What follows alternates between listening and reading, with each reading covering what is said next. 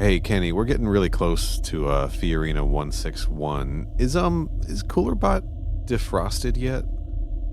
Yeah, I just got him out of the microwave. I mean, he's a little dizzy, but I don't know. He seems fine, probably. I mean, I'm not really entirely sure with this guy, so that's kind of a guess, but Yeah. I'm guessing. Whoa, my head is spinning. Okay, good. All right, he seems fine. All right, man, this planet is cold too. So when we touch down, let's just run in and out. I think I know right where I left my jacket when we were picking up Josh. All right, then, let's go grab it. Dumbass. This, I gotta say, man, this must be a real nice fucking coat for us to come all the way back here just to get it. I got it at H&M on clearance. Ah, of course. Say no more then. I totally understand. They don't sell it anymore.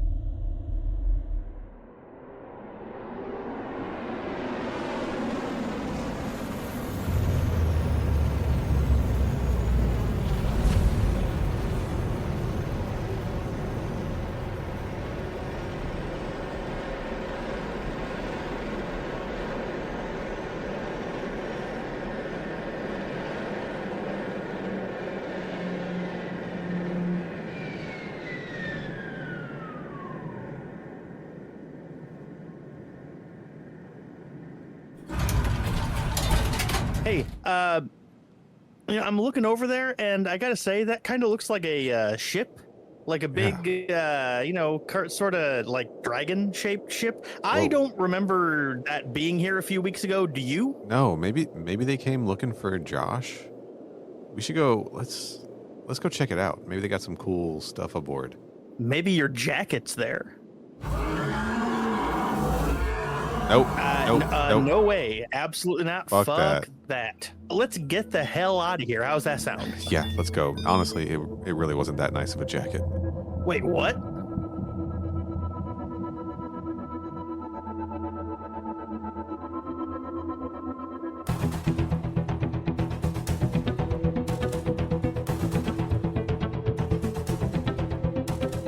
Welcome to Crew Expendable. I am guy who needs a jacket, Hallstrom. And I am that Rohrbacher bitch. I knew I'd get you with that one. And we are just a couple of scavengers from the Outer Rim picking through the EEV of the alien universe. That's pretty close. Pretty close to what happens. I don't think they're not scavengers in this, but they kind of are. Right? I mean, they're not quite, but it's close enough. It's fine. It works. I mean, we are not part of the Jing Long Corporation. We certainly are not. That is correct. And the main topic of discussion today is a short story from the Aliens Bug Hunt anthology titled Deep Black. But before we get into that, let's talk a little bit about a brand new Aliens game with a very similar title to the short story that we're talking about, Dark Descent. Right? It sure is. Yep. Aliens Dark Descent. It came out less than a week ago as of this recording. Sure. Yeah. I just want to hammer the point home for the listeners. When you descend, you go deep. And when things are black, they're dark, right? Deep Black, Dark Descent. It's the same title. I'm just letting you take this one. It's fine. Just let me dig a deeper and deeper hole. Literally descending into the deep black as I try to explain this. Okay, yeah. I got it. All right. I saved it with that. You sure did. Aliens Dark Descent, man. Yeah, it came out last Wednesday.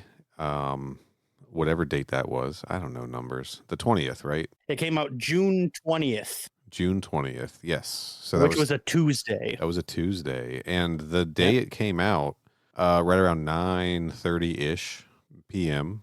Eastern Standard Time, we hopped on YouTube Live to so that I could play the game for the very first time. Just booted it up for the first time for a live audience on our YouTube channel, youtube.com/@crewexpendable. Kenny, you joined me via voice for that. Sure did. And I played roughly an hour and a half, the first hour and a half of the game. A little less because I died like 5 or 6 times during the initial tutorial. Yep. Yeah. And then lost 2 Marines almost immediately in the first mission. Also, yep. Yeah. And really just had no fucking clue what I was doing.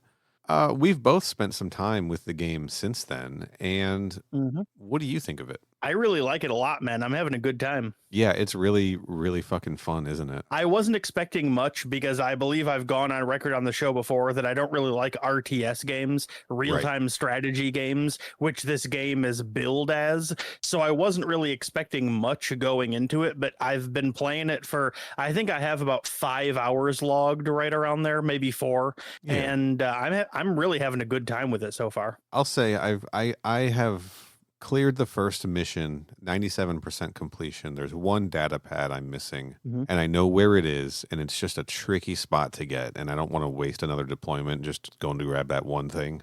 So I decided to kind of move forward in the game, and I think 30 or 40% through the second mission. All right. Just as a ballpark, like just that's the progress I've made in the game. So I'm not super deep in it yet either. You're actually farther ahead than me. I'm still on the first mission. I have, as far as I know, all of the other collectibles that you get like before you get to where I am in the game. Yeah. But I went down into the mines, which for anyone that hasn't played the game yet is the final section of the first mission of the game. Yeah. And I went down there and got totally destroyed and then reloaded my save file, and it started me back at the beginning of the mine, and I went, I don't feel like doing this again. And so I did something else, and that was like yesterday or maybe the day before, so I haven't played it in like probably about a day and a half. Sure. So I haven't like finished that final mission yet, but I think I have like all the data pads and like all the collectibles that are, you know, the materials on the surface. I think I have all of the ones there are to find on the surface, right? But since I haven't beaten the mine and there aren't any save points down there, I haven't gotten anything in the mine yet. Yeah, that's a tricky section. Here's the trick that I've learned. It's much like my strategy for playing Fireteam Elite, and that is sentry guns out the ass. any of those places where you have to like hold position or like deal with an onslaught or a xenomorph hunter, anything like that. Put those sentry guns up. And the great thing about the sentries in Dark Descent is that you can pick them back up after you're done with them and kind of redeploy them. You sure can. Yeah. Little trick I learned with that, by the way. I guess you're playing on PlayStation. I play on Xbox. So I think you would press the X button to like set up the sentry gun in its location. If you hold X instead of just pressing it, you can rotate the angle of the gun, which it took me a little bit to figure that out. I don't think the game makes that very clear. I actually looked that up online, and apparently this is sort of a common thing, like common enough that people have searched for it. So there's a little pro tip for you. You can change the angle in which that thing will target when you position it if you hold the deploy button down. Yeah, I mean, I don't remember correctly, or I don't remember for sure 100%, but I think deploying the sentry gun costs command points, and you only have so many of them, which is why it never occurred to me to do it. It doesn't. You can. It's in the same menu, but it's on that separate thing. Because I just did in preparation for a siege in the second mission. I just set up 4 sentry guns ahead of time, like all pointing to different corners of the room. I'm trying not to spoil anything for you but the game told you like you better set the fuck up or you're going to face certain death before you activate this terminal, you know. I got you. So one of those. But yeah, man, this is a really, really fun game, and I wasn't expecting it to be as immersive as it is, right? Yep. Yeah. Same.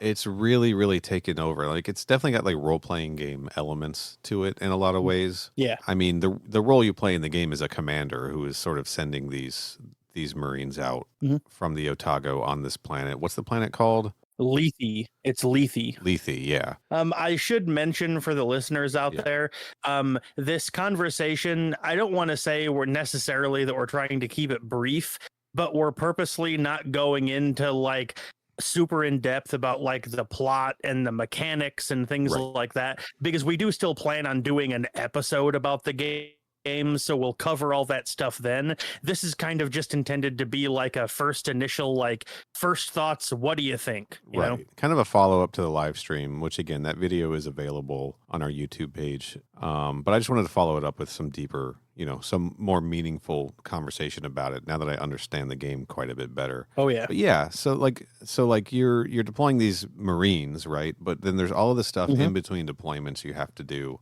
like researching new technology and training up Marines and leveling them up and buying new equipment with all of the materials you find on the base, and then getting them into med bay to get healed between missions, or else they become too exhausted or too injured and you can't deploy them.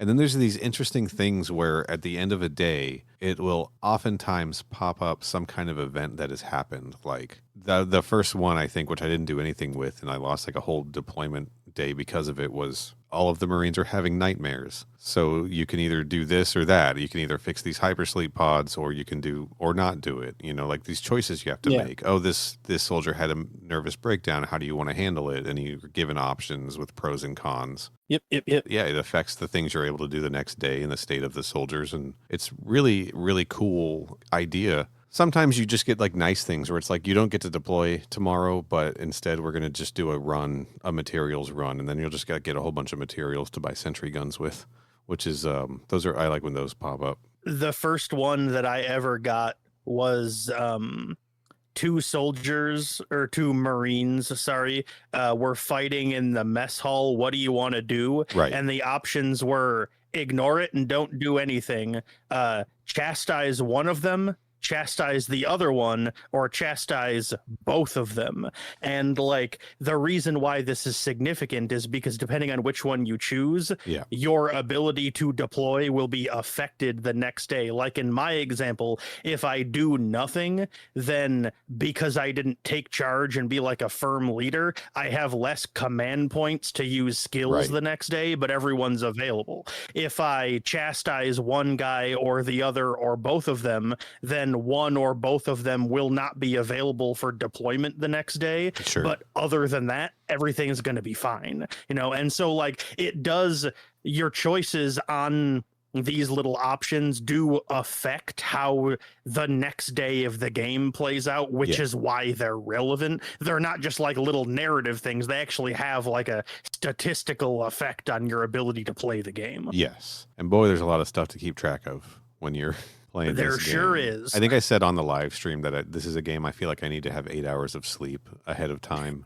before I play it. And I feel similar. Like I've gotten the hang of it, right? Yeah. While it does have permadeath for your Marines, it also does, at least on medium or normal difficulty, whatever I'm playing on, it does allow you to kind of load past saves and sort of reset if you really screw something up, which I'm glad that that's there, because otherwise, since I still feel like I'm learning how this game plays, if I was just like perma-killing my Marines every mission, I probably wouldn't stick with the game. Honestly, that's just me, you know? Probably. Yeah, it's one of those things where, like, if a game has the option to do like a hardcore mode where your characters die permanently and you choose to activate that mode, then that's fine. But it's like you don't have the option to turn off permadeath. And so it's one of those things where I don't want to have permadeath because I like my guys. So if my dude dies, I'm just going to reload my save. It's fine. Who cares? It's just a video game. I'm playing it to have fun. It doesn't matter. Yeah, if I became like a master of this shit, I might not do that. I might just try to power through. But again, like, it really does make you feel the consequences of what's going on inside the game. And then the actual gameplay is very fun too, like learning how to navigate the terrain and try to stay undetected, how to set up for a conflict or set things up behind you to sort of avoid like ambushes and things like that. Yeah, I'm having a blast. And this is a huge thing for me that I realized that has something that was missing from Fireteam, missing from a lot of things, something that's not even particularly present in the movie Aliens, because this thing very much is inspired by the movie Aliens very directly. And the thing that I've been missing that I didn't realize how much I needed was sections of the game where you are exploring the exteriors of these colony buildings, right? All of these Weyland-Yutani like colony buildings. Yeah. You know, we only get a little bit of that in Aliens. We get it basically when they're infiltrating the colony for the first time.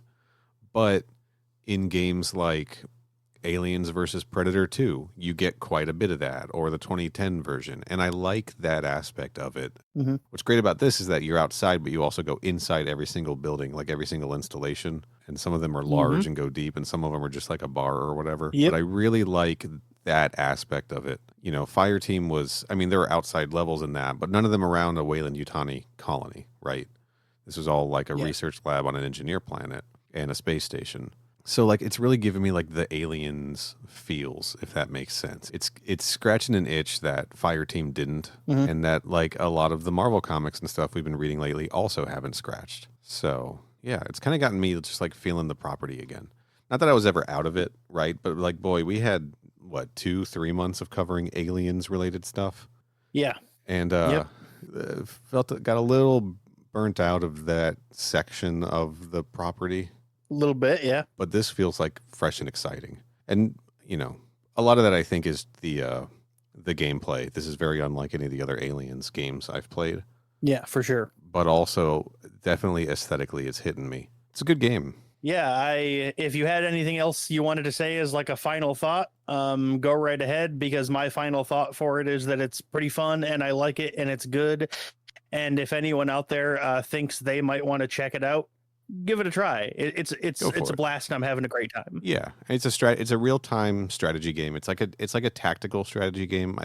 The comparison, I think it was Bob from the Flocks mentioned in that live stream in the chat, but also my friend Barrett mentioned, is it feels very much like, for anyone out there who played StarCraft, there are certain missions in that, particularly when you're playing as the Terrans, which are, you know, the humans, not the Earthlings, but like the humans, the Marines, right? Where you just have a set number of troops and you're guiding them through the inside of an installation.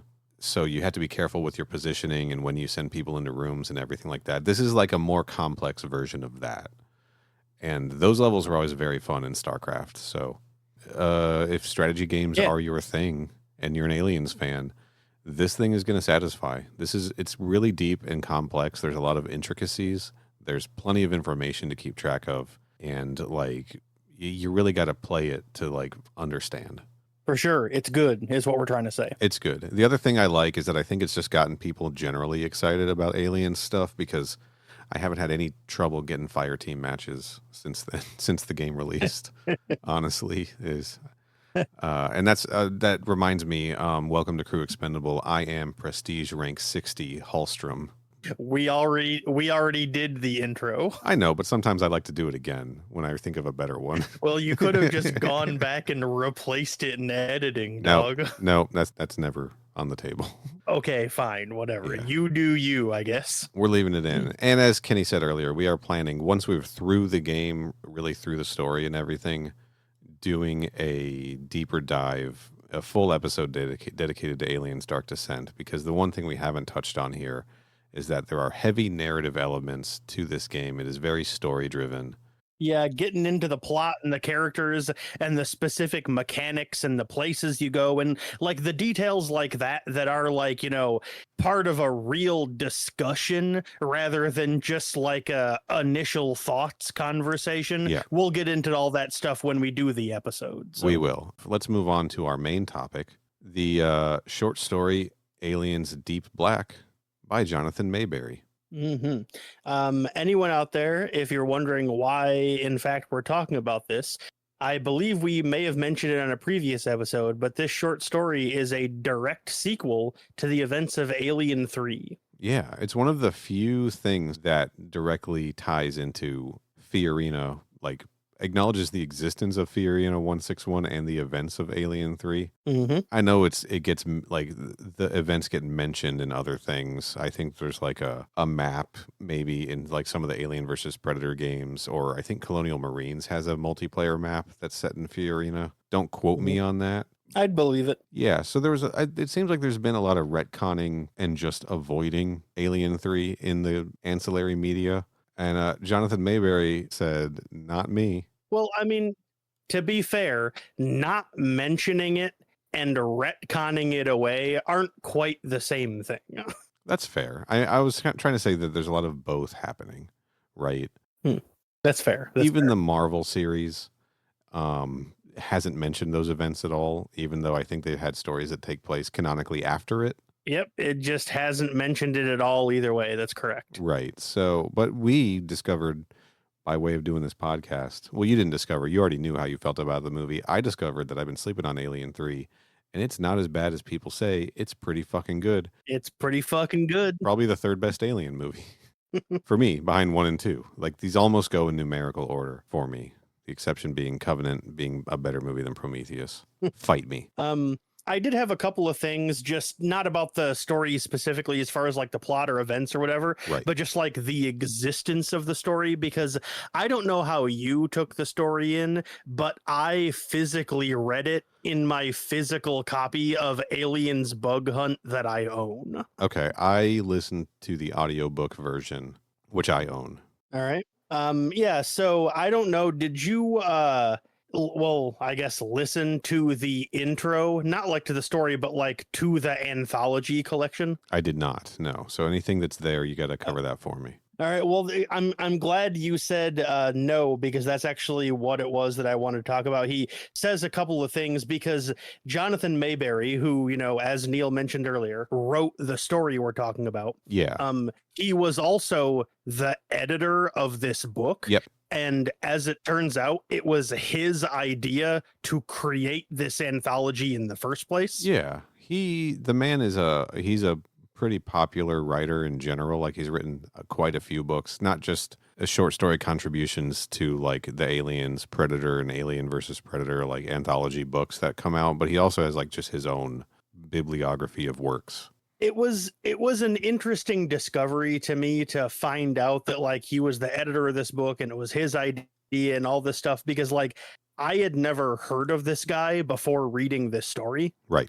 But there's a couple of things of note in his intro, because like I said, he wrote the intro to the anthology, and the something that you may or may not find interesting is that in the intro, he specifically states that in his mind, in his opinion, in his personal headcanon, there's a whole lot of murderous alien species out there, not just Xenomorph XX121 that we know and love. Yeah. And according to him, the term bug hunt specifically refers to when Marines are sent out to kill hostile and murderous alien species.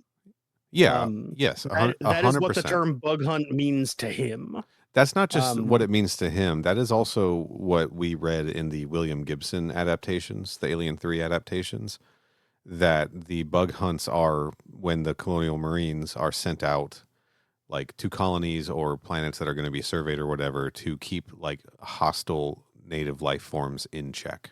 Well, see, that's exactly the thing. That's not how it was phrased the previous times we came across this terminology. Okay. All of the previous times, a bug hunt has just been referred to as when soldiers are sent in to clear out the native life. They never specified necessarily that they had to be hostile or murderous for them to do it. Okay. They would just, like all of the other things, said they would just go in there and clear out like all the native life. Sure. But in this, he specifically says it's when they're like murderous and attacking them is when we do it, which the reason that's interesting to me and the reason I'm making that specific designation is that I don't think I necessarily agree with his specific interpretation, because it's clear based on the story he writes that xenomorphs are not like a known entity in the universe. Right. So that implies that there are enough other murderous alien species that are bug-like but not xenomorphs for this term to have both been invented and become common use. And I'm like, I don't know, I'm not sure I can agree with that, but whatever. Yeah, I'm kind of into that idea, like maybe not specifically having them be bug-like, but like there were those flying things on the alien homeworld in Outbreak, right? That were not xenomorphs. They were just like some kind of flying dragon-like monster. Was it in Covenant Origins where someone mentions like on some outpost they were like cockroaches 3 feet tall or whatever, right? That was Covenant Origins, yes. Yeah. So I think we've got enough, I mean, I don't think you'd bring the colonial marines in if a planet just had like a whole bunch of koala bears, like if their native species Well, was just like all herbivores or whatever. And that's exactly my point. That's why his specific usage and designation of what that phrase means in his writing didn't really work quite well with me, because it's like it's establishing a slightly different definition than we had been before. Okay. But that slightly different definition suddenly doesn't make it, like, it suddenly doesn't make sense to me in a way that it did before. Like, that's the reason why I'm like, he should have just kept it to what it was originally. He shouldn't have specified that it means to hostile creatures, Sure. Okay. I see. All I want to know is where the Arcturians fit into all of this. But he also, all right. Sorry, I don't really have a joke to that, so I was just going to keep going. No, that's fine. He also specifies in the intro that despite the book name Aliens Bug Hunt, i.e. with an S on the end, they don't necessarily have to be stories that are connected to this, like the movie Aliens. It seemed to me, based on how he was talking about it, that the only specification was that the stories had to involve the Marines in one way. He even implies it wasn't even a requirement that stories have xenomorphs in them, which, ironically enough, spoiler alert for this story, there aren't xenomorphs in it. So I guess that tracks. Certainly none that not for sure, right? And he also even says that the stories, not only were they not required to be canon, but some of them were straight up intended to not be canon, which I also thought was an interesting tactic to go with. Yeah. I haven't listened to the whole anthology. Neither have I. I've listened to some of it in the past, but I can't recall any details from it, right? I think I'm going to hold off. I think I kind of like the idea of tackling some of these things as they're relevant to other stuff we're talking about in the show, just sort of as one-offs, especially because, correct me if I'm wrong, they are purposely disconnected stories from each other. It's not like there's one through line through the anthology, aside from stuff that is correct. Stuff the Marines get up to, right? So they're set up different locations, different time periods, everything, right? Yeah. Okay. So I appreciate that. I appreciate his point of view. I'm kind of, I don't know that I disagree with it as hard as you do. I can kind of see the point. Like, I think part of it is like, if you want the Marines, he wants the Marines to be heroes. So he wants them to be people who are protecting colonists or whatever from threats and from invasive species, right? Aggressive species, not just like clearing out a field of deer so that Weyland-Yutani can like plop a colony on it. Right. Well, more my point, like the reason it's a point of contention to me, I suppose in retrospect, thinking about it now, I don't think I really like got to the core of what it was that I'm trying to say. What bugged me about it is that his perspective on this, I see what you did there. Yeah. His perspective on it, which is relevant because he's the editor of this book, his perspective on it, it's not the same thing that has already been established in canon stories that came before. Even though the fact that it's just a little bit of a difference, and even though the fact that that little bit of a difference makes more sense than what had already been established, the fact that he was like, I'm just going to go with this little bit of a different perspective, with this little bit of a different thing that means something different than what everyone already knows it does. I'm like, you should have just stuck with it the way it already was. Then it would have been fine. Sure. Like I said, it's not even so much specifically what his new interpretation was. It's just there wasn't really any reason to change it. That's more what I was getting at. Okay, that's fair. I gotcha. The last thing that I had to mention about it is, like you said, you listened to the audiobook. I read the physical book. The story itself was 18 pages long, and based on looking at just browsing the table of contents at the beginning, this story seems to be completely middle of the pack in terms of length. The longest story is around 30, the shortest is around 12, but the average is roughly 19 or 20. So this is like perfectly average length of story for this collection. These are like breezy lunch break reads, right? That was the reason I was bringing it up, because like the longest story is only 30 pages. You like, depending on how fast you can read, you could sit down and read this story in like 10 minutes. Sure. The audiobook chapter was about 35 minutes for this story, just as a point of comparison. It's not that makes sense. That's not too bad then. Yeah. All right, let's dive into this thing. But yeah, that was all the I was just about to say that was all the background info I had. I'm ready to actually get into it. So we can rip through the plot of this like real fast. Do you want to just do like a quick rundown of what happens in this? Sure. And then we'll talk some details. A ship arrives with a 3-person colonial marine squad on it. Mm-hmm.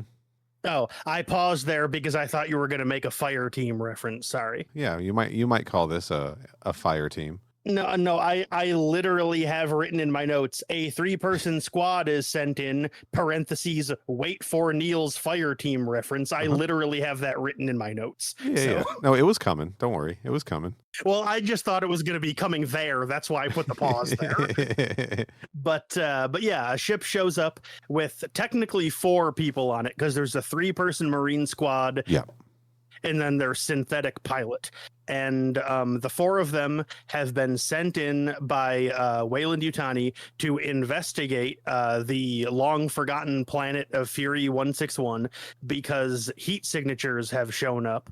And so these 3 guys were sent in to just kind of investigate who's there, what's going on, what the deal is. Right. There's a lot of internal monologuing as the characters find out what the deal with Fury is. They find out the backstory, i.e. The events of Aliens, and Alien 3. And then they land on the planet, find out that there are other people there, but they can't find anyone until the very, very end. And the story ends with them gearing up to go in and get those people out. Yeah, that's it. That's it. Short, that's sweet, it. to the point. Yep. Right? Yeah. Full of bad marine dialogue. Mm-hmm. And a lot of new mythology that I believe is only present in this story. Also correct. New companies, new tech. New world building for the history of the Alien franchise, too. Yeah, and a new way to abbreviate Weyland-Yutani. Yeah, there's a couple of see, it's funny because I even have in my notes, there's a couple of things in here that an editor should have, oh no, that's when I remembered that the dude was the editor of this book. Yeah. He consistently every single time shortens Weyland-Yutani to WT. WT. Which, here's the thing. That doesn't factually make sense, but I know this sounds weird, but like that doesn't, I understand that doesn't make sense, but like I intuitively understand that because I do the same thing every time I shorten the company's name. I always have to go back and change the T's to Y's. I don't know why I do that, but like mentally it makes sense to do that. I have an idea about this. And it's that like, because it's Weyland-Yutani. So when you say W, you're also kind of saying the U for Yutani, right? So yeah, all right. Because WY doesn't roll off. Yutani, yeah. But like W-Yutani, so it's kind of like you're shortening W-Yutani to WT. Like I can buy it. All right, it is weird. Yeah. It rolls off the tongue better than WY does if you're going to make an abbreviation. Like, okay, so I live near, there's an airport near me whose abbreviation, fuck it, I'm going to dox myself. The Pinellas International Airport is its call sign, right? Like its airport identification, like abbreviation, I don't know what the actual term for that is, PIE. Because there's already a PIA.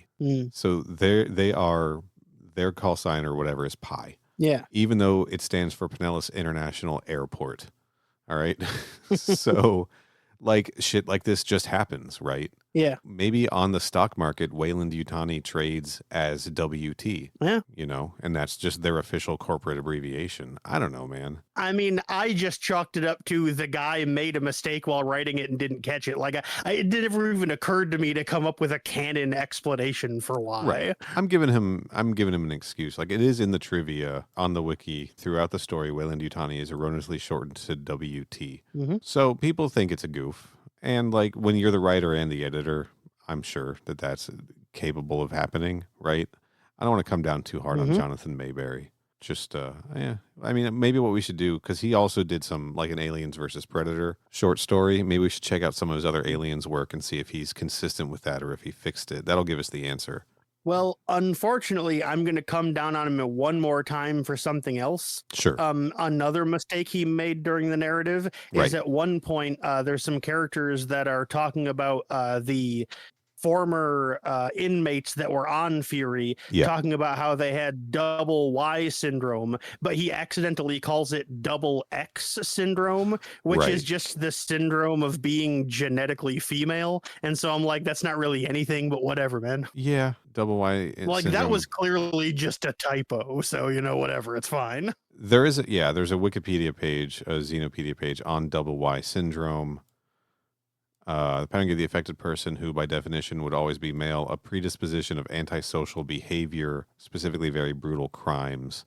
So like the double Y thing was a part of Alien 3. Yeah, they literally talk about it in the movie, yes. Which is not something we touched on the episode, I don't think, because it's such a minor plot point, and also it's like, all right, do we really need to be digging into this too much? But yeah, the double X syndrome mistake is that's definitely a typo. That's definitely some confusion right there. It's also very funny. It's very funny to me. It is funny in the context. Of all of the letters to accidentally put in a typo, Yeah, we can get on them for that one, I think. But otherwise, like the WT thing, I can let that go.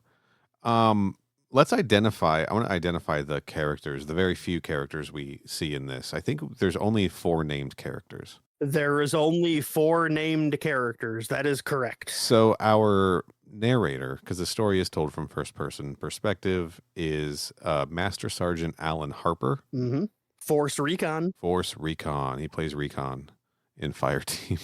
And his compatriots are Lulu Hoops and Bax Patel. Mm-hmm. And the pilot of their ship, and this is something I need you to give me a spelling on, the synthetic who pilots their ship, again, this is a synthetic named Sid. Mm-hmm. Is that Sid with an S like Sid and Nancy, or Sid with a C like Final Fantasy? It is S-I-D. Okay, standard spelling. Yep. I gotta get I'm looking for the document. I can't even find the synthetic spreadsheet. We're gonna start a new one.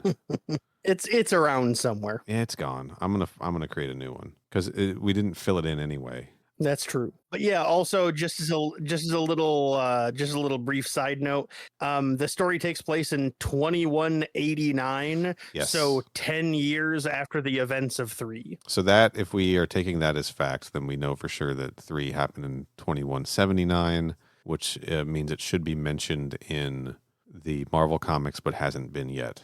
I don't know. It just bugs me. Well, I can't make them, so whatever. Yeah.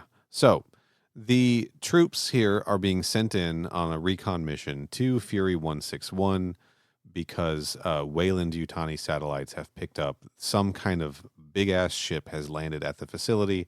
We learned that Weyland-Yutani owns the planet now, right? They like re-upped their stake, and they paid a bunch of back fees to like keep their claim to the planet like active, right? They renewed the copyright essentially. That's right. Clearly because there was a Xenomorph there, right? And they know that there was. So, well, I mean, we know it's because there's a Xenomorph there, but in story, the reason why is effectively because if someone else there is looking for something, it's probably because they know something is there. Right. So we're going to reinvigorate our claim so that they legally can't take whatever it is they're clearly there to find. Yeah. But like we as readers know that they're there because there's a fucking Xenomorph there. Right. They're protecting their claim because there have been Xenomorphs there, and they want to get their hands on that sweet, sweet specimen so that they can sometime in the future make Ripley 8. I don't know. I don't think that was Weyland-Yutani at that point, but it might have been. It's been a minute. We get a recounting in this of the events that led up to this, and I've got some things I want to say about this, and I don't think that these are errors in continuity. I think that these are like the quote-unquote official story that Weyland-Yutani is telling people about these events, right? just for the listeners' understanding, the reason why we're told the history, i.e., the events of the first 3 movies, is because Sid, the synth, who's the pilot, basically says, all right, I have some information that I was told I have to give you, but I was also told I'm not allowed to give it to you until after we're already in orbit above the planet. So now that we're there, I'm just going to vomit out all of this information at you. I'm going to exposition dump the history of the Alien franchise the way Weyland Yutani wants you to know it anyway. And the events of the Nostromo, there's nothing factually weird about that. It's specifically the events of Aliens that get a little bit twisted because in his retelling of what happened on Hadley's Hope, Sid says that Ellen Ripley nuked the planet and nuked the reactor, which is not at all what happened. The reactor was going to go nuclear on its own, right? That's why they needed to get off the planet. That's why they had to escape. Nobody intentionally made that happen. So I just thought it was interesting that Weyland Yutani might be, in the context of this story at least, trying to paint Ellen Ripley as a saboteur, right? Especially considering that she did already purposely blow up their property the first time, you know? So to them, it would probably be plausible for them to say, oh yeah, she fucking did it again. Sure, of course. Right. Yeah, that's it. It's like, she's just crazy and she did it again. Like, that's the public. Like, I'm sure, like, we don't hear about this, and who knows? I mean, there's this whole thing about just space being so vast and wide that shit's probably happening all of the time that nobody, like, doesn't make the news wire. But, like, maybe when the Hadley's Hope colony blew up, the investors and the shareholders were like, what's going on with your atmosphere processor tech, Weyland Yutani? And they're like, shit, we need a scapegoat. Let's just say that this person that we sent in to advise the Marines blew it up, right? Yeah. It's like they're using Ripley as a cover story, which has now led to this fire team, this elite fire team, dare I say, to say that when they blow things up in the future, they're going to call that going full Ripley. Yeah, and that's where my designation from the beginning of the episode came from. Somebody's talking to Hoops, Lulu Hoops, and they say, oh yeah, from now on, every time you blow something up, you're going to call it doing a Ripley, aren't you? And she goes, yeah, that Ripley bitch really knew what she was doing, didn't she? Yeah, man. Oof. Yeah, God, we should probably talk about the personalities of these troops, right? The narrator, Alan Harper, is like your standard sort of grizzled, I've seen so much shit, this is just the life of a Marine, I'm just gruff and rough and everything, right? I'm gonna sneeze. Hold on. He's your standard like tough guy, hardcore Marine guy. That's him. Yeah, and then we've got Lulu Hoops, who just seems to be like bloodthirsty. That's the impression I kind of got. Itching for a fight. They don't even imply, they straight up say at one point that she gets turned on by the thought of fighting people. Christ. Hey, science fiction authors, come close. We gotta talk a little bit. And we gotta talk about some of these character archetypes. Bax Patel is the not the stereotypical, but he's like, you know how every group has the one religious guy. Well, that's him. Sure, yeah, and he's Hindi. He sure is. Right. At one point, he prays specifically to Ganesh for protection, and they go out of the way to be like, we didn't pick on him for this because there's no atheists in the foxholes, and it's just. Yeah, it's a little. Some of this shit is just a little bit generic, like cookie cutter. It's dynamics, right? Like you said earlier, all of the dialogue is insanely generic. Yeah, they say something. Someone says something like "fuck me sideways" and move the furniture at one point, and it's like, all right, settle down. Yep. Lulu Hoops tells everyone to hold on to their sacks. I think their nut sacks. Yeah, literally every single time a character made some kind of quip in this story, I was like, you should have removed that dog. This is so hokey. They were more often than not some kind of reference to sex or genitals. Hey, sci-fi authors, come closer. Come here. We got to talk. we got to talk about this too.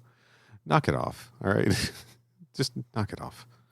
That's all. Yeah, it all felt very run of the mill, unfortunately. Yeah. Right. But hey, whatever. It's not bad. It's just bland. It's bland. And I'm not trying to say that like characters like this can't exist or don't exist or people like this can't or don't exist. I'm sure they do. I just don't think every character needs to be portrayed this way. Sure, there's an argument to be made. It's like, well, no, they're not all like this, but these three people are, and they're the three people I'm writing in this story. But like, you made that decision yourself, man. Yeah. I don't know. The only reason they're archetypes is because you chose to make them archetypes, you know? Right. These characters don't exist outside of the pages that you wrote about them, you know? Yeah, these were deliberate choices on your part. And that's not something that happens. Like that's something different about the characters in Aliens, is that they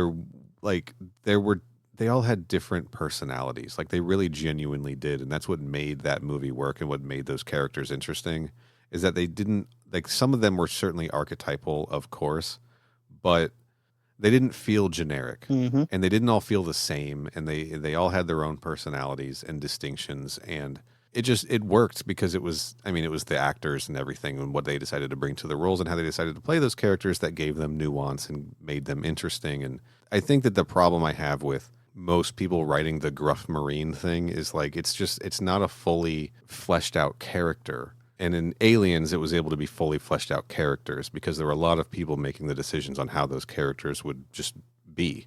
You know, there were a lot more factors than just words on a page. For sure. Yeah, eventually I'll stop griping about this, but in this case, it was really like a little bothersome to me. It was a little bit like, I'm not sure I like any of these people, right? Give me somebody to root for in this story, please. But after being told what the whole deal is and everything, they land on the actual planet and make it up to the crater where they discover all of the ships that have been like landed there. Yeah. And the ships, they put it together because they find a big ship that's kind of vaguely shaped like a dragon, which immediately tells them these guys are from the Jing-Ti Long Corporation, which earlier on in the story was described as the only company that offers any real competition to Weyland-Yutani. There's like a section of the universe that like Weyland-Yutani is like where most of civilization lives, I suppose, and Weyland-Yutani is like top dog in there. But then you've got the outer rim systems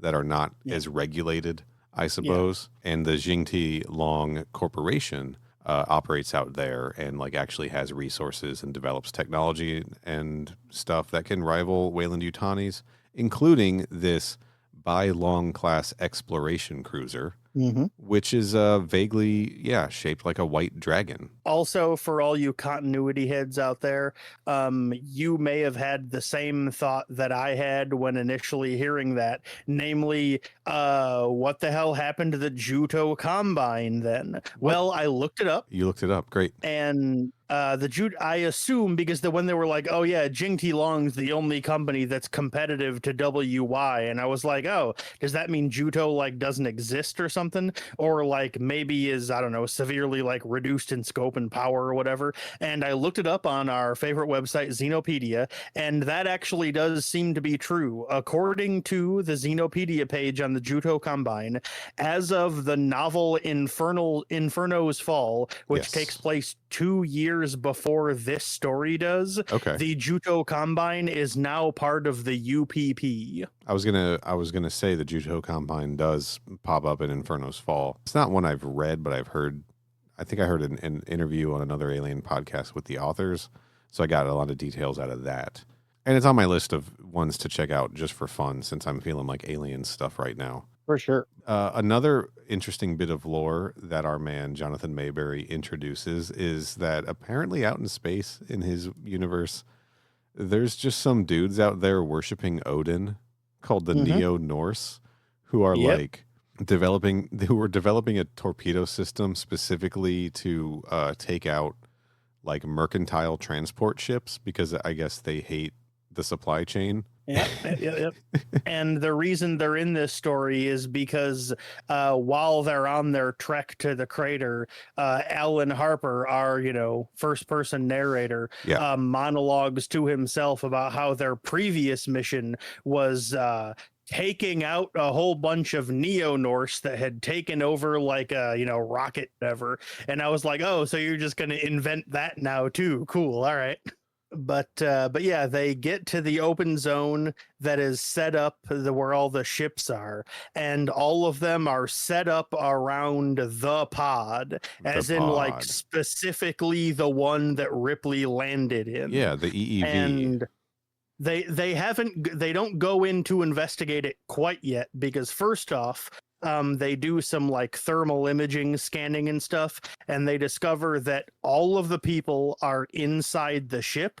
There's a whole bunch of them, and the story makes it absolutely extremely crystal clear there are no people like other than our 3 soldiers. There are no people anywhere other than on the ship. On the Bylong class exploration cruiser. And so after that, they actually head down in, because, once they discover there's no one around to see them, they head down there and head into the Ripley pod and discover that literally every single piece of electronics has been completely stripped from the inside of the pod. Yes. It is literally just like a giant pod-shaped metal casing. That is all that's in it anymore. Yeah.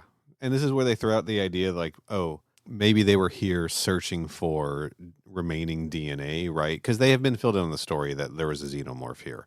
There was a face hugger. There was at least 2 face huggers, right? Because Ripley had been impregnated with a queen. Another thing that they sort of retcon in this, and this one I don't give a pass to just Weyland-Yutani making claims. This claims that that Ripley threw herself into the lead to kill herself, but she just threw herself into like a giant incinerator, right? Was there lead in that thing, or was that was just like the boiler, right? Well, I mean, I think it's like a lead smelter factory, but no, I don't think she actually fell into the actual lead, because the thing that was in the actual lead was that's what got dumped on the runner at the climax of the movie. That's where the lead was. Right. So no, she did not jump into lead. She just jumped into like, molten whatever. The fire, like the thing they used to heat the lead. It was splitting hairs, but I was just more curious if I missed something, but who cares? Nobody cares. Speaking of retcons, though, they do go out of their way. They have a brief little throwaway line to try to kind of explain away one of the big plot holes of 3, which, during our episode on Alien 3, we spent a fair amount of time discussing, like, how many face huggers there were, where do they come from, how did Ripley and the dog both get impregnated? There had to have been multiple of them. They actually have like a couple of sentences in here that talk about that, where like the characters realize that like Jing T Long must have found out that there were xenomorphs or at least face huggers on here, and they're like, well, there had to have been at least 2, because one of them impregnated Ripley, but the other one turned into the xenomorph that killed everyone. And then one of the characters goes, well, if there's 2, why couldn't there be a 3rd or a 4th or a 5th? And that's probably the reason why Jing T Long is here. And I was like, thank you for clearing that up. It's a hand wave, and it's what we assumed anyway. Right. But at least someone's finally saying it. I just want to say that doesn't really clear anything up for me. It is just hand waving away. It's like, I don't know, there was 2. There might as well have been 3. Like, I get it. The thing I kept getting hung up on, and again, at the end of the day, I don't really care. But the thing that always bugged me was like, how we only saw one, where'd the other one come from, what's going on, and like, and I know that I'm always talking about like, give me less, I don't want answers to all of these things, right? And like, as we talked about on the Alien 3 episode, it was early enough in the life cycle, they weren't holding themselves canon to what Mark Verheiden and the Dark Horse people were doing. They weren't trying to unify everything. They were just like, who cares, it doesn't matter, right? Eggs got on board and xenomorphs happened, and that's enough. So ultimately I'm fine with it all, but I should say I agree with you. I don't really care either. It's fine, whatever. It ultimately doesn't really matter. The reason why I'm bringing this up is because like their realization of, oh, if there were 2 on here, what if there was a 3rd, or what if there was a 4th? That's given in like a hand wave dismissal line where it's just like, oh, what about? But like, if you really think about it, like the idea of what if there was a third facehugger, Yeah. like that's literally the entire premise of the story. Because what if there was another facehugger is the reason why the Jing T Long Corporation is here. Sure. Yeah. So it's one of those things where like it's a hand-waved explanation to cover the plot hole in 3, but it's also the whole reason, like it's the whole premise of this story. Right. So it's one of those things where like it doesn't matter, but for the purposes of this specific story, it does, and that's the reason I brought it up. Sure, but this also implies that the Jin T Long is there on a hunch. Just on a hunch. Yeah. You know, but I mean, it tracks. Like, okay, we know that there's native species on this planet, at least in this short story, because they shoot one on their way, some kind of 6-armed thing or 6-legged thing that they see running. And they just shoot it and then they just let it bleed out because this is a bug hunt, right? Yeah. So, I mean, it is entirely possible that when the EEV crashed, there could have been multiple facehuggers on board. It kind of would make sense. Like, I've played Alien Trilogy, and there's just facehuggers running around all over that place. They don't specifically have to be tied to a hatching ovomorph, right? There could have just been some hanging on the queen when she got up there. Yeah. That makes more sure. sense to me than an egg got loose. Like, she could have just brought some facehuggers with her that were hatched, you know? Yeah, kind of like how Cloverfield shakes off those little dog guys that run around. Ticks, yeah, right. And then the EEV crashes. Maybe one facehugger escapes before they pull the whole thing in, and it's gone out and found some kind of a native species. And it's a big planet, right? Maybe it just took a while for all of that to happen. I can buy it. I can buy it, and like, I think it is probably a little bit scarier to think that there could just be facehuggers around even without ovomorphs. We got so tied to the ovomorph and the facehugger being one thing sort of in later versions, like certainly in Resurrection, that's the only context we see them. And then the ovomorph eggs hatching the little dude in Covenant, and of course comics and everything. It's just in video games, you don't see facehuggers unless you see eggs a lot of the time. Yeah.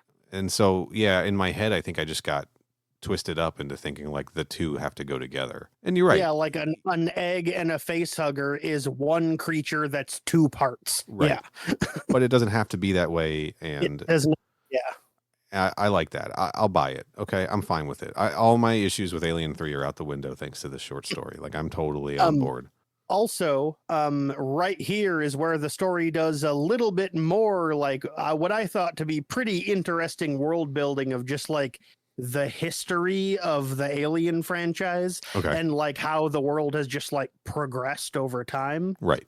He mentions that over the course of the 2020s and the 2030s, 65 million people died because a whole bunch of believed extinct diseases came back, quote, because people used antibiotics the wrong way. Sure. I mean, we have that happening now, right? Like, we're getting outbreaks and stuff. Yeah, it's an interesting little bit of world building that it's just like, of course, it wasn't mentioned in any of the other stories because he invented it. But it's like, you know, we saw what the state of the world was in Covenant Origins. I would believe that the populace is racked with disease, you know? Yeah. Yeah, man. Not to mention anything they're being exposed to on like other planets and things, right? Like, there's another comment in here about the radiation on Mars. And Mars, people thinking they could just like work around that. And he's like, I've visited the grave site. Mm-hmm. Yeah, man.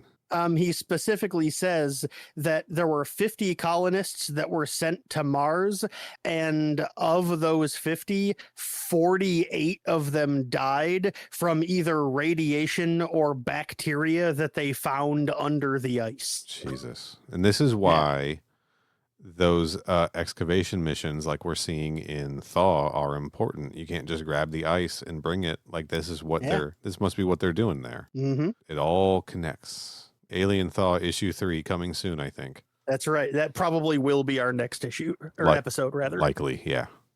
But yeah, this all happens, like all this like world building and all like, the covering the plot holes in 3, like all that stuff, the information presented in the story is presented primarily via just like an internal mental monologue that the main character is happening. And he's doing all of this while they're investigating outside of the ship where everyone is inside of. And while they're standing out there, they find a back hatch on the ship that's very slightly open, and like a huge splatter of blood on the ground that's like more blood than one person has in them. With a bunch of bits of meat and empty shell casing mixed in it. And they also find a handprint in blood on the side of the ship, and the handprint was not made by a human. Right. We don't know if it's like the six-fingered like Xenomorph split hand, right? Yeah, they never say. He just describes it as not made by a human. Right. Maybe these are the early Dark Horse Xenomorphs with 5 fingers. Who knows? Maybe. So we couldn't count, is my point. We're going to count when we can. But yeah, while they're standing outside the ship, they hear someone start to scream a prayer and then just scream. And then they hear that person die.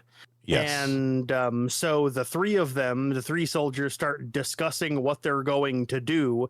And they come up with a plan that we're not yet told what the plan is. And while they're having this discussion, they hear something or some things starting to clamber down the hallway towards them. Right. And so the 3 of them arrive at their decision, which is, even though they were sent here to retrieve specimens or remains or samples or whatever they can find, they have instead decided to just destroy everything they find. Right. And that's the end of the story. Yeah. They hear something clambering right on the other side of the door, and just as they're about to open it, the 3 of them shoulder their guns, and that's the final sentence of the story. Yeah. Pretty cool ending, I'm going to say, because they're sent there to check the situation out with orders to recover any samples or anything of value. And if there are xenomorphs, to make sure that whoever is there picking through things don't leave with so much as a fingernail of an alien species. And they're like, yeah, we can't bring whatever it is, because we don't know. We don't know that it's a xenomorph. We actually don't have an answer as to what it is. I mean, likely it is, right? But I mean, it's one of those things where it's an alien story and they mentioned face huggers and stuff, so we assume it's an alien or a xenomorph. But like I said, or like you said, we never actually see it, so it could have been anything. Who knows? And the author went out of his way in the intro to the book of saying, like, these don't all have to be stories about xenomorphs. They just are all stories about the Marine Corps and the USMC, and the idea of the bug hunt and hostile species and everything. Like the way you can read this is just because it's on Fury 161, just because there's been a lot of talk of xenomorphs, doesn't mean that that's what we're actually dealing with here. Could be a completely different creature. It could be one of those things they saw running that they took down with a bullet, although I don't think that thing would have destroyed it. Probably not. Maybe one of those things now mutated in, like, a xenomorph born out of one of those things, so it's just a completely different variant like we see with the Crushers and things in Dark Descent and Fireteam Elite. We just don't know, and I like that. It's fun. Like, even when they describe, like, hearing the things like multiple creatures, not just a single one, screaming, right, yelling aggressively. It's not described in a way that makes us think xenomorph. We do know that they can make those noises. But yeah, it's just really left really open-ended, and that's fun. I like it. Or like, for instance, the guy they hear praying and screaming and then dying. They say that his scream just turns into, like, an almost inhuman sounding wail where he's clearly in, like, immense pain. And then the screaming dies out when they hear, like, a weird, like, wet, squelchy sound. And it's like, as a person that likes xenomorphs, I'm like, oh, that was him dying because a chest burster came out. But it also could be anything else, whatever, who knows? Yeah, and this is what I kind of get at when I say, like, I don't need to know the answers to everything. Like, stories like this, can be really compelling, and just they sort of stick in my mind, because now I'm thinking like, yeah, maybe there were 5 face huggers. Maybe there were like a bunch of them that didn't get discovered, and they've made a whole bunch of these things. Maybe one of them was also a royal face hugger, and there's a new nest here, but maybe this is just a completely different species. Who knows? This is just like, yeah, it gives you a lot to think about. And I like that better than having a distinct answer as to what's going on. So, despite some gripes about the characters, the depictions of the characters, and maybe some weird errors in continuity or whatever, intentional or not, this was a fun read, and I liked it.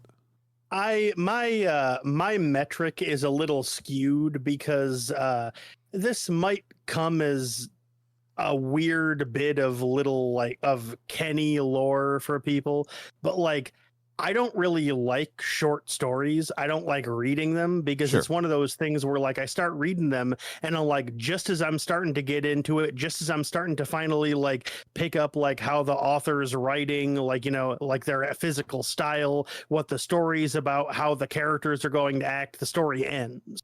And it always just feels like it cut off too early. It's one of those things where if I like the story, I want there to be more. And so I always left very unsatisfied every time I read a short story. And so this is one of those things where because of that, I almost never read them. And so because I never read them, maybe my way to judge them might be skewed. But to me, this story was 18 pages and it felt like almost nothing happened. Sure. And I don't necessarily mean that as an insult, because it's one of those things where my point in bringing that up is that not a whole lot really happened, but I still read all the 18 pages of it. So 18 pages of stuff clearly did happen, but I'm sitting here going, how did we get 18 pages out of that? Not a whole lot really fucking happened, Well, I mean, a good chunk of it was recounting versions of Alien 1, 2, and 3. That's true. That definitely padded the length. But this, I mean, are you kind of saying that this needed one more issue?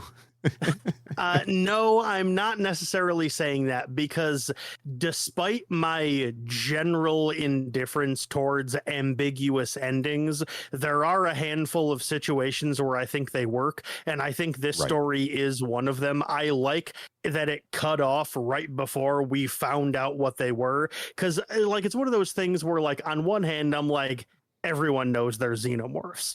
But on the other hand, there's the plausible deniability of, you could also say, but it would be cool if it was something else instead. Yeah. And the writer may have intended to lead us down a path where we assume it's xenomorphs, but he may not even have an answer. There may not be an answer for what it actually was. It was just I'm going to make the reader think it's xenomorphs, but then at the end, maybe make them think maybe it isn't. I'm going to sew enough stuff into this story that you could make a case that it's not, right? Because there's nothing definite about any of this, and not even necessarily describing it as being a xenomorph without it saying is one, right? That even makes sense in the context of the story, because these characters don't know what xenomorphs are. So even if a xenomorph did show up, they wouldn't even know what it is. They would obviously recognize it as a threat or whatever, but it's they've never seen one before. So even if one did show up, the characters wouldn't necessarily in the story describe it as in a way we would recognize as a xenomorph, Right.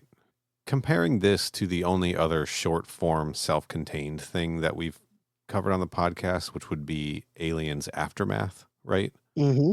Yep. I'm going to be straight. I don't completely remember how that ends. That ends with everybody who went into Hadley's Hope dying, and it was a Mrs. Yutani, maybe not one that we have met previously, was there as a holographic projection, and then just talking in a board meeting at the end, right? Yeah. I don't know what I'm trying to get at with this. I'm just trying to compare the two as a medium of short form fiction, right? Mm-hmm. That one I think felt more complete, but for me was less satisfying than this one, because that one gave me finality on everything, right? Yeah. And this one didn't. And this one opens up a whole new world of possibilities, particularly if you compare that to what you told me about his intro to the book about all kinds of hostile creatures being out there. I think like that helps add, like his words in that help add to the idea that this may not have been xenomorphs. I don't know. I think it's fun. I'm thinking about this a lot more than I was thinking about Aftermath at the end of it. How about that? For sure, for sure. Like this is sticking in my head more with the possibilities and the directions that it could go and the things that it might be implying. Whether this is canon or not, people out there know that we don't really particularly care about what is considered official canon now versus when it was written years ago versus whatever. Like none of that really matters at the end of the day. So I think that this has it plays with some interesting ideas in the way that other things that we have read, particularly the only other short form thing that we've checked out for the podcast, haven't done. So yeah, I dig it. I don't know that I'll like revisit this. I don't think this is going to become my favorite Aliens story or short story or whatever, but I think it's a worthy addition to the canon. Yeah, I mean it's fun. I like it. It moves very briskly. Like I said, it's a very short 18 pages. It did not take me long to read it at all. I read it back a few weeks ago when we first decided we were going to record this episode next. And then while I was getting ready and setting my stuff up to record, I read it again, just the ebook on my phone. Sure. And like I was able to read it fast. Like I said, it took me like maybe 10 minutes to read it. Yeah. And it's like it moves fast, it's brisk.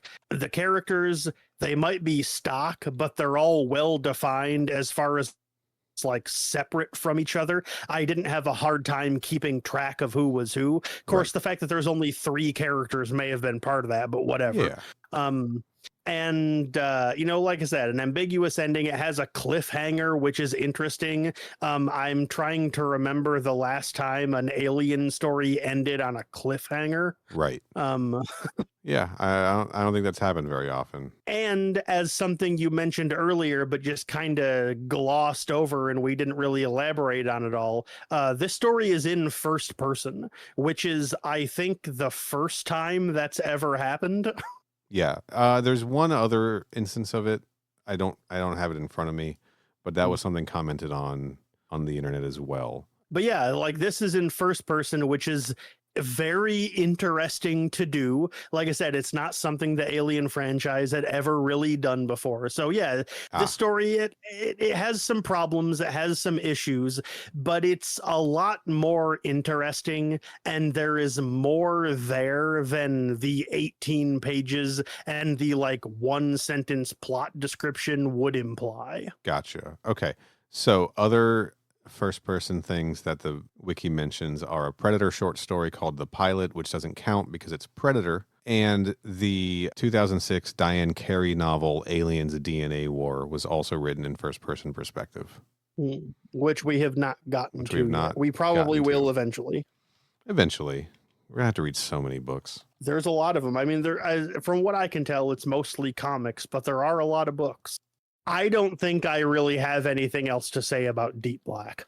Yeah, I think I'm good too. I guess the one maybe final thought I had that just came to me is that I think the thing that's the most interesting to me is that this is a different type of story featuring the Marines, right? The colonial Marines.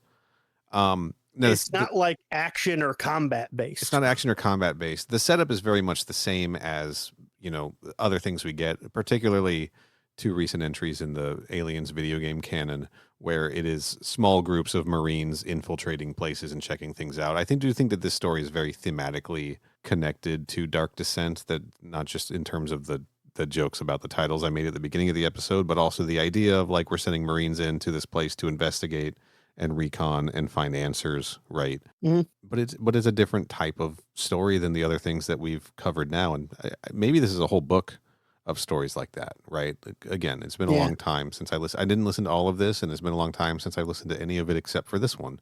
And the book came out in 2017, and I think that's when I first started listening to it. And, the nature of short stories means it's easy to miss things when you're like miss an entire story when you're listening at work and just get busy with something. So that's why I didn't stick with it or remember much about it. It was just the environment I was listening to it in. I hear you. That's fair. Yeah. I don't know. It's fun, and I'm interested, and I think that we should, on occasion, as we find, relevant comparison points, maybe dig through some more of these things. I don't know that we need to hit every. I mean, I guess eventually we got to hit every single one of these, right? If that's the premise of the show. I mean, that's the plan. Yeah. I mean, we're also going to have to make a list of like what stories are relevant where and how and when the best time to mention them would be, because like I don't know off the top of my head when these stories take place or when we should talk about them. So Right. that's also something we'll have to do. Yeah. Eventually we won't be sticking to specifically a timeline order, and we'll just be going wherever we want to go, though. Yeah. So once we get there, that'll be the time to fill these things in, fill in the gaps or whatever. For sure. Yeah, this was cool. And again, I like any reference to Alien 3. Like, there's not enough of it out there. And I think if there was more stuff that referenced it, maybe public opinion of that movie might increase as well. Maybe. Because there's a lot of cool ideas there to play with. Mm-hmm. Yeah. Anyway, you want to go over this Android roll call spreadsheet I got? Sure, I guess. I think we're relatively filled out. All right. We've got 1, 2, 3, 4, 5, 6, 7, 8. 9, 10, 11, 12. We've got 12 synthetics on this list. And remember, we're seeing if we can fill out the entire alphabet A through Z. And we've already doubled and even tripled up in one instance on letters here. So obviously we've got Ash, Bishop, David, right? I don't have Call on the list yet because we haven't covered that. So I removed her from the list. Okay, we got Eldon for E from Fire and Stone. And we had Samuels from Isolation. Now I have added to the list Eli, another E from Icarus, Freya, also from Icarus, Nora, and Astrid. There's one more, isn't there? Yeah, I think there's a fifth one. Seth. Yep, that's Yes. it. There we go. So we've also got Seth added from Icarus, and now we have Sid from Deep Black, and of course Samuels from Isolation, and Walter from Covenant is on there. So we've got 2 A's, 1 B, 1 D, 2 E's, 1 F, 1 N, 3 S's, and 1 W so far. Cool. Yeah, that's our Android list up to date for all the people who have just been anxiously awaiting an update on that. Are there any that I missed that you can think of? I mean, I don't know that we're actually up to date because, like I said, the last time we updated it was 9 months ago, and we've done a whole bunch of episodes since then. Well, but I just added all the Icarus people. There were no synthetics in River of Pain or Out of the Shadows. All right, you already mentioned Icarus. What about Outbreak? Outbreak. Yes. Thank you. What's his name? The guy that Newt hooks up with. That whole crew. Oh, yeah, that entire group. Yep. That entire fucking squad. Yeah. All right, we got to find out any of them who have names. We definitely got to get the main guy. Have there been any so far in Thaw? No synthetics in Thaw so far. I think Bishop is the only synth in the Gibson Alien 3. Yes. Do you want to count the Archie mech as a synth for this purpose? No, because that's also just Predator, right? That fair enough. Yeah. Good point. Patrick Massey. I'm trying to find the characters. Butler. I also do not remember if there were any other than Coolerbot in Infestation. Coolerbot. We got that's our first C. Call's not even our first C on the show. I don't remember if see, that's the thing though. That thing about it now, that doesn't count because Coolerbot's not in the game. Well, okay, Coolerbot with an asterisk. He's also not really a synthetic. He's like a straight up like robot, right? Robot, yeah. Butler from So yeah, Outbreak. he actually doesn't count. But Okay. I'm trying to think if there even are any other synths in Infestation. I mean, like the entire crew turns out to be synths when you get back to the main ship at the end of the game. Yeah. But none of them are named. They're all just generic background enemies. Right. I think I'm thinking more along the lines of synthetic or artificial persons. Right. Also, is there any reason why we're doing this on the show while we're recording? Just to give me something to edit out later.